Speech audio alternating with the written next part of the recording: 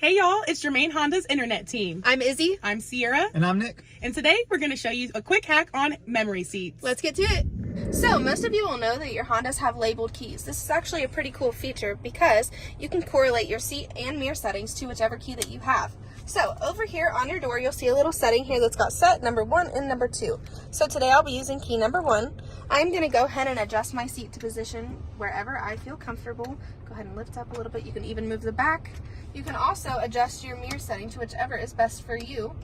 And then once you're all comfy, hit set and then correlate the button to the key and you're all good to go. Now let's say driver 2 comes in and they're much taller than you and they want to sit all the way back here.